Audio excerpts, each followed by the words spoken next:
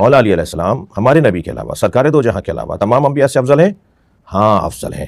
سنا تو جائے نا، میں اس سے بات کیا تو میں نے ایک مولانا صاحب سے کہا، میں نے کہا مولانا یہ حدیث آپ کے ہاں ہے یا نہیں کہ سرکار نے فرمایا علماء امتی افضل من انبیاء بنی اسرائیل؟ تو ہاں ہے حدیث، یہ میری امت کے علماء انبیاء بنی اسرائیل سے افضل ہیں۔ اب دے دیا میں سمے تمار جیسے شیعہ، مقداد رضوان اللہ تعالیٰ علیہ جیسے شیعہ، حضرت مالک اشتر جیسے شیعہ، جنہوں نے حضرت سلمان فارسی رضی اللہ تعالیٰ عنہ جیسے شیعہ، جنہوں نے بسم اللہ الرحمن الرحیم۔ بہت سارے سوالات ایسے ہوتے ہیں جن کا عقائد کے ساتھ ایک گہرا تعلق ہوتا ہے، ہر شخص اس کی حقیقت تک نہیں پہنچ سکتا، اور اگر اس میں وضاحت نہ کی جائے تو ان سوالات کے جوابات کا رخ غلط طور پر لے لیا جاتا ہے۔ قرآن و حدیث کی جو عبارت ہے، اس عبارت کو اپنے سمجھ بوجھ کے مطابق لوگوں کے سامنے تحقیق کر کے پیش کرنا یقیناً یہ بات ٹھیک نہیں ہے۔ میں اگر یہاں پر بیٹھ جاؤں اور قرآن اور احادیث کو دھڑا دھڑ لوگوں کے سامنے بیان کرنا شروع کر دوں کہ اس میں میری کوئی علمی تحقیق نہیں ہے، کسی بڑے فقہا کا قول نہیں ہے، یا کسی صحابی کی کوئی تفسیر نہیں ہے، تو یقیناً یہ ایک بہت بڑا ظلم ہوگا۔ اب جو شہنشاہ حسین نقوی سے پوڈ کاسٹ کیا گیا، اس میں سوالات پوچھے گئے، ان کا جواب دیتے ہوئے انہوں نے ایک بات یہ بھی فرمائی کہ مقداد بن اسود رضی اللہ تعالیٰ عنہ، سلیمان فارسی رضی اللہ تعالیٰ عنہ اور دیگر اور دو صحابہ کرام کے نام لیے کہ یہ صحابہ کرام شیعہ تھے۔ ایک میں نے اس بات کی وضاحت کرنی ہے۔ دوسرا انہوں نے ایک حدیث بیان کی ہے، العلماء من امتی کانبیاء بنی اسرائیل، یہ حدیث بیان کی ہے۔ تیسرا انہوں نے اس بات کو ثابت کیا اور اس پر دلائل دیے ہیں کہ حضرت علی المرتضیٰ شیر خدا مولا علی رضی اللہ تعالیٰ عنہ حضور صلی اللہ علیہ وسلم کی ذات کے علاوہ بقیہ تمام انبیاء سے افضل تھے۔ یہ تین باتیں ان کی میں نے وضاحت کرنی ہے، بہت اہم گفتگو ہے، اور یقیناً میرا دل ہے کہ میں اس کے اوپر کلام کروں، گفتگو کروں، اور اپنی طرف سے جو ہو سکتا ہے میں اس پہ دلائل دوں۔ آپ پہلے ارشاد بٹی صاحب اور شہنشاہ حسین نقوی صاحب کے سوال اور جواب سنیں اس عنوان کے اوپر، اس کے بعد ہم بات کرتے ہیں۔ اچھا، ولایت و وصایت میں امام افضل انبیاء سے ما سوائے محمد رسول اللہ کے صلی اللہ علیہ وسلم کے ایران کی شائع شدہ کتاب محمد بن یعقوب کلینی کی کتاب اصول کافی باب دوئم میں ہے، امام باقر سے روایت ہے کہ اسلام کے 5 ارکان ہیں: نماز، زکوٰۃ، روزہ، حج اور ولایت۔ یہاں لکھا ہے جتنی اہمیت عقیدہ ولایت کی ہے اتنی کسی رکن کی نہیں۔ اب اس میں توحید اور رسالت تو ملتی نہیں۔ ولایت سے مراد انما ولیکم اللہ، اللہ ولی ہے، اس کی ولایت مطلقہ ہے۔ اسی ولی مطلق نے، ولی اکمل نے، ولی تام نے، سب سے بڑے اور سب سے پہلے ولی نے جو اللہ ہے، ذاتاً ولی ہے، اسے کسی نے ولی نہیں بنایا، اس نے رسول اللہ کو ولی بنایا، ولایت دی۔ صلی اللہ علیہ وسلم اس ہی ذات نے رسول اللہ صلی اللہ علیہ وسلم سے فرمایا کہ تم من کنتم مولا فہد علی مولا کہہ دو غدیر کے میدان میں، بلغ ما انزل الیک من ربک۔ تیسری ولایت منتقل ہوتی ہے مولا علی تک۔ جی، قرآن میں بھی 3 ولایتوں کا تذکرہ ہے، سورہ مائدہ کی 55ویں آیت میں کہ اللہ ولی ہے، اللہ کا رسول ولی ہے، اور وہ کہ جو صاحب ایمان ہے، جس نے نماز قائم کی اور حالت رکوع میں زکوٰۃ دی۔ سب سنی شیعہ نے لکھا ہے کہ حالت رکوع میں زکوٰۃ دینے کا واقعہ مولا علی کا ہے، جی جی، اور قرآن نے انہیں ولی کہا ہے، قرآن نے انہیں مولا کہا ہے۔ جی جی، تو اللہ جل جلالہ اور رسول اللہ صلی اللہ علیہ وسلم اور مولا علی، یہ 3 ولی ہیں۔ یہ ولایت کا عنوان تینوں کے اوپر آتا ہے، جی جی، یعنی ایسا اس سے مراد ہرگز یہ نہیں کہ ولایت مولا علی مراد، صرف مولا علی کی ولایت مراد۔ جی جی، ولایت کے بغیر یعنی حاکمیت، ولایت کے کیا معنی کیا ہے؟ 2 معنی لیے ہیں ولایت کے، ایک بمعنی محبت، ایک بمعنی حاکمیت۔ ان تینوں سے محبت بھی کرنی ہے، اللہ، رسول اللہ اور مولا علی سے محبت بھی کرنی ہے، اور ان کی حاکمیت کو بھی ماننا ہے، ان کی حاکمیت کو بھی ماننا ہے۔ یہ ولایت کا مفہوم ہے مختصر سا۔ اب آ جائیے اس بات کی طرف کہ کیا مولا علی علیہ السلام ہمارے نبی کے علاوہ، سرکار دو جہاں کے علاوہ تمام انبیاء سے افضل ہیں؟ ہاں افضل ہیں۔ سنا تو جائے نا، میں اس سے بات تو سنی جائے۔ جی جی، ہم قرآن مجید کی آیات رکھتے ہیں اس بات کے اوپر، اور احادیث جو اہل سنت نے بھی نقل کی ہیں وہ رکھتے ہیں۔ مثلا قرآن میں سورہ مبارکہ نساء کے اندر جب میدان مباہلہ کے اندر نبی مکرم پنجتن کو لے کر گئے، جب اللہ نے ارشاد فرمایا کہ ان نصارى نجران سے کہہ دو کہ فَقُلْ تَعَالُوا نَدْعُوا أَبْنَاءَنَا وَأَبْنَاءَكُمْ، یہ بھی اپنے بیٹے لے آئیں، ہم بھی اپنے بیٹے لاتے ہیں، یہ بھی اپنے بیٹے لائیں، وَنِسَاءَنَا وَنِسَاءَكُمْ، اور ہم اپنی عورتیں لاتے ہیں، یہ اپنی عورتیں لے آئیں، وَأَنفُسَنَا وَأَنفُسَكُمْ، اور ہم اپنے جیسے لاتے ہیں، یہ اپنے جیسے لائیں۔ یہ جو ہم اپنے جیسے لاتے ہیں ان کی جگہ نبی مکرم مولا علی کو لے کے گئے، اکیلے مولا علی کو لے کے گئے، ٹھیک ہے۔ پھر قرآن کہتا ہے میرے حبیب قاتل، منافقین والمشرکین ولا تکلف الا نفسک، اے میرے حبیب مشرکوں اور منافقوں کو قتل کرو اور یہ کام کوئی نہ کرے مگر آپ جیسا کرے۔ نبی مکرم نے تو کبھی تلوار ہی ہاتھ میں نہیں لی، ساری جنگیں صحابہ کرام میں، اور سب سے بڑا نام مولا علی کا ہے جنہوں نے جنگیں جیتی، اور قرآن بھی کہہ رہا ہے یہ کام آپ اپنے جیسے کو دیں۔ تو پھر مولا علی علیہ السلام کے لیے نبی کا یہ فرمانا من اراد ان ينظر الى آدم فی علمہ والى نوح فی علمہ والى ابراہیم فی خلتہ، جو چاہتا ہے آدم کو ان کے علم میں دیکھے، جو چاہتا ہے ابراہیم کو ان کی خلت میں دیکھے، جو چاہتا ہے عیسیٰ کو ان کے جمال میں دیکھے، ایک لمبی لسٹ سرکار دو جہاں نے بیان فرمائی جسے سنی شیعہ نے لکھا ہے، اور پھر فرمایا فلینظر الی علی بن ابی طالب، وہ سارے نبیوں کو ایک جگہ دیکھنا چاہتا ہے، وہ علی کو دیکھ لے۔ تو ہمارے پاس دلائل ہیں بھائی۔ جی میں اس پہ آگے آتا ہوں، لیکن اچھا اسی میں ہے سر کہ اچھا مولانا، میں یہاں ایک جملہ کہوں کہ جب یہ والی بات ایک جگہ میں نے کی، بڑے شور مچا، اور اس کے بعد ہم نے اس کو منہ دیا، تو میں نے ایک مولانا صاحب سے کہا، میں نے کہا مولانا یہ حدیث آپ کے ہاں ہے یا نہیں کہ سرکار نے فرمایا علماء امتی افضل من انبیاء بنی اسرائیل؟ تو کہاں ہے حدیث، یہ میری امت کے علماء انبیاء بنی اسرائیل سے افضل ہیں۔ تو میں نے کہا وہ علماء کون ہیں؟ تو کہہ رہے ہیں علماء ہیں، یعنی علماء جب اپنی افضلیت پہ بات آئے تو انبیاء بنی اسرائیل سے افضل ہیں، اور جب ہم مراد لیں علماء سے اہل بیت کو، ہم مراد لیں علماء سے مولا علی کو، تو پھر یہ کیسا ہو گیا کہ وہ انبیاء سے افضل کیسے ہو جائیں گے؟ جی اچھا، یہ جو امام افضل ہیں انبیاء سے، اس پہ آگے میں آتا ہوں۔ بصائر الدرجات ابو جعفر محمد بن حسار محمد بن حسن صفار کمی، یہی نام ہے۔ جی میری ولایت اہل ارض و سما پر پیش کی گئی، ایمان لانے والے ایمان لے آئے اور انکار کرنے والوں نے انکار کیا۔ حضرت یونس نے میری ولایت کا انکار کیا تو اللہ تعالیٰ نے سزا کے طور پر انہیں مچھلی کے پیٹ میں اس وقت تک قید رکھا جب تک وہ میری ولایت پر ایمان نہ لائے۔ یہ احادیث مشکلہ میں سے ہیں۔ احادیث میں کچھ احادیث ایسی ہیں جن کو سمجھنے کے لیے کچھ اور احادیث کو بھی جوڑنا پڑے گا۔ جی جب بات آ جائے گی کہ مولا علی مولا نبی جیسے ہیں سوائے اللہ لا نبی آبادی، سرکار نے فرمایا سوائے نبوت کے تم ساری کاموں میں مجھ جیسے ہو، سرکار کی حدیث منزلت جسے کہتے ہیں۔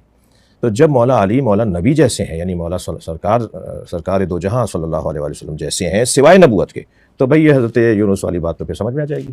ٹھیک ہے، میں اس پہ پھر وہ آگے چلتے ہیں۔ آیت اللہ ابو الفضل ابن رضا برقی کمی 1600 صفحات پر مشتمل ہے تفسیر قرآن، ان کی محدث ہے، مناظر ہے، مفسر ہے، مورخ ہیں۔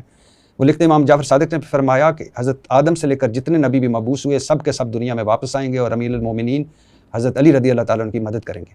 جی ٹھیک ہے، صحیح ہے۔ ٹھیک ہے۔ اچھا، کمی صاحب اپنی تفسیر الکمی میں لکھتے ہیں، یہ میں اس لیے کرتا جا رہا ہوں کہ پھر یہ بہت لمبا ہو جائے گا، میں آگے اس پہ۔ امام جعفر صادق نے فرمایا قیامت کے دن امیر المومنین علی رضی اللہ تعالیٰ کو آواز دی جائے گی، وہ لبیک کہیں گے، پھر باقی تمام ائمہ کو آواز دی جائے گی، پھر شیعہ نے علی کو، اور وہ اپنے اماموں کو کے ساتھ بغیر حساب و کتاب کی جنت میں داخل ہو جائیں گے۔ دیکھیں جو بغیر حساب کے شیعوں کے داخل ہونے کی روایات ہیں نا، اس کی تفصیل ہے، تشریح ہے۔ وہ شیعہ جو وہ 110 صفات پہ دنیا میں عمل کر چکے ہیں، اب کیا حساب دینا ہے انہیں؟ جنہوں نے وہ 18 صفات پر زندگی گزار کر ہتھیلی پہ انگارے کی طرح ایمان بچایا ہوگا، انہیں اب کیا قیامت میں حساب دینا ہے؟ یہ جو بغیر حساب کے جنت میں 70 شیعہ کا لفظ بھی ہے بعض جگہ کہ 70 شیعہ ایسے ہوں گے جو بغیر حساب کے جنت میں جائیں گے، وہ وہی شیعہ جنہوں نے دنیا میں حساب دے دیا۔ میثم تمار جیسے شیعہ، مقداد رضوان اللہ تعالیٰ علیہ جیسے شیعہ، حضرت مالک اشتر جیسے شیعہ، جنہوں نے حضرت سلمان فارسی رضی اللہ تعالیٰ عنہ جیسے شیعہ، جنہوں نے اپنی زندگی کے اندر پہلے ہی بہت حساب دے دیا، اللہ ان کو انعام دے گا کہ انہیں جنت دے۔ لیکن اب آگے آئیے۔ سب سے پہلی بات کہ حضرت سلیمان فارسی اور مقداد رضی اللہ تعالیٰ عنہما شیعہ تھے، یہاں سے ان کی مراد مسلکی شیعہ مراد ہے، کیونکہ حقیقتاً اس دور میں اس چیز کا تو کوئی تصور ہی نہیں پایا جاتا تھا کہ وہ شیعہ ہیں یا ہم ان کو ایک شیعہ گروہ کی طرف منسوب کریں۔ حضور صلی اللہ علیہ وسلم کی مایہ ناز صحابہ اکرام میں سے سلیمان فارسی رضی اللہ تعالیٰ عنہ وہ شخص تھے، اگر ہم یہ تصور کریں کہ مقداد بن اسود حضرت سلیمان فارسی رضی اللہ تعالیٰ عنہما اور دیگر صحابہ اکرام جن کا نام دیے ہیں وہ شیعہ تھے، یقیناً یہ بات ٹھیک نہیں ہے، کیونکہ ہم ان کو مسلکی شیعہ کے اوپر محمول کریں گے، جبکہ اس دور میں شیعت کا کوئی دور دراز تک اتا پتہ نہیں تھا۔ لقد رضی اللہ عن المؤمنین اذ یبایعونک تحت الشجرۃ فعلم ما فی قلوبہم فانزل السکینۃ علیہم۔ سورۃ فتح کی آیت نمبر 98 بیت رضوان کو اوپر ڈال ہے۔ سلیمان فارسی رضی اللہ تعالی عنہ اس بیت کا حصہ بنے۔ یہی وہ سلیمان فارسی رضی اللہ تعالی عنہ تھے جنہوں نے خندق کھودنے کا مشورہ دیا۔ اگر آپ شیعہ ہوتے تو صحابہ کی نمایاں جو اکثریت ہی ہے اس کو فراموش نہیں کرتے اور خلفاء راشدین کے ہاتھ پر کبھی بھی بیعت نہ کرتے۔ آپ کا خلفاء راشدین ابو بکر صدیق، عمر فاروق، عثمان غنی، حیدر کرار، ان کی ہاتھ کے اوپر آپ کی بیعت کرنا اس بات کی دلیل ہے کہ یہ شیعت میں سے نہیں تھے۔ خندق کے کھودنے کا جنہوں نے مشورہ دیا اور تلوار کی چالاکیوں کا جنہوں نے مشورہ دیا، یہی سلیمان فارسی رضی اللہ تعالیٰ عنہ تھے۔ ان کو کسی ایک مسلک کی طرف منسوب کرنا در حقیقت یہ بات درست نہیں ہے۔ کوئی ایک قرآن کی آیت، کوئی ایک حضور کا فرمان یا تابعین میں سے کسی کا قول اس بات کی طرف ہمیں اشارہ نہیں کرتا کہ یہ شیعت میں سے تھے۔ ایک بات تو یہ ہوگی۔ دوسری بات، یہ جو حدیث انہوں نے بیان کی ہے، العلماء من امتی کانبیاء بنی اسرائیل، دیکھیں یہ جو حدیث ہے، یہ حدیث اکثر راویوں کے نزدیک من گھڑت ہے، موضوع حدیث ہے۔ کسی ایک راوی نے بھی اس کو صحیحین کے اندر ذکر نہیں کیا، نہ ہی کسی راوی نے اس کو صحیح کہا۔ یہ وہ حدیث ہے جس کی سند متفق، جس کی سند کے اوپر اتفاق ہے کہ اس کی سند درست نہیں ہے۔ جب ایک حدیث کی سند ہی درست نہیں تو ہم اس حدیث کو صحیح نہیں کہہ سکتے۔ بعض راویوں نے اسے موضوع کہا اور بعض راویوں نے اسے ضعیف حدیث کہا۔ علامہ ابن تیمیہ رحمہ اللہ تعالیٰ فرماتے ہیں کہ اس حدیث کے بارے میں لا اصل لہ، کہ اس حدیث کی کوئی اصل ہے ہی نہیں۔ امام سیبویہ علیہ الرحمہ اس حدیث کو ضعیف لکھتے ہیں۔ علامہ سیوطی الدر المنصرہ، تو ان کی جو کتاب ہے اس میں لکھتے ہیں کہ یہ حدیث معروف تو ہے لیکن اس کی سند ٹھیک نہیں ہے۔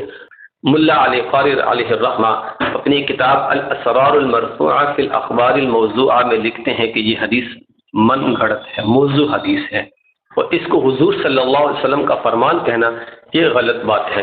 ہاں، مفہوم کے لحاظ سے یہ کہنا کہ حضور صلی اللہ علیہ وسلم کے جو امت کے علماء ہیں وہ انبیاء سے علماء ہیں، وہ ایک بہترین شخصیات ہیں، تو یہ بات ٹھیک ہے، اس کی تائید العلماء ورثۃ الانبیاء اس حدیث کے ساتھ ہوتی ہے۔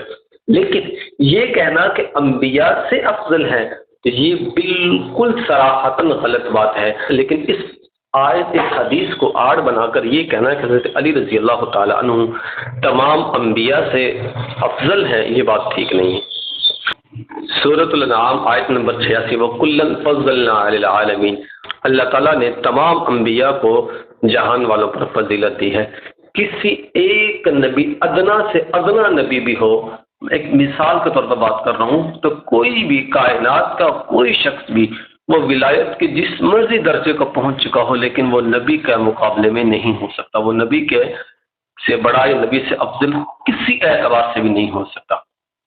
دیکھیں، اگر قرآن، احادیث، اجماع، ان چیزوں کو بھی سامنے رکھا جائے تو اس اعتبار سے ہم یہ بات نہیں کہہ سکتے کہ حضرت علی رضی اللہ تعالیٰ عنہ تمام انبیاء سے افضل ہیں۔ اس کی بنیادی وجہ یہ ہے کہ دیکھیں، جو جس کا مقام ہے، حضور صلی اللہ علیہ وسلم نے فرمایا انزل الناس علی منازلہم، کہ لوگوں کو ان کے مرتبے کے اوپر اتارو۔ ہمیں یہ حق حاصل نہیں ہے کہ ہم کسی نبی کو کسی صحابی کے اوپر ترجیح نہ دیں یا کسی صحابی کو کسی نبی کے اوپر ترجیح دیں۔ آپ اس بات کو اچھی طرح سے جانتے ہیں کہ حضور صلی اللہ علیہ وسلم نے اس بات سے بھی منع فرمایا کہ دوسرے نبیوں کے ساتھ میرا موازنہ ہرگز نہ کرو۔ دیکھیں، اللہ رب العزت نے حضور صلی اللہ علیہ وسلم کی ذات کو بہت ساری خوبیوں سے نوازا، بہت ساری امتیازی شخصیات ایسی ہیں جو اللہ رب العزت نے اپنے محبوب کو عطا کی، لیکن اس کے باوجود بھی حضور صلی اللہ علیہ وسلم یہ فرما رہے ہیں کہ دوسرے نبیوں کے ساتھ میرا موازنہ نہ کرو۔ یہ نہ کہو کہ فلاں نبی ٹھیک نہیں تھے، میرے نبی کے اندر یہ خوبی ہے، فلاں نبی کے اندر یہ خوبی نہیں تھی۔ اس بات سے حضور صلی اللہ علیہ وسلم نے منع فرمایا۔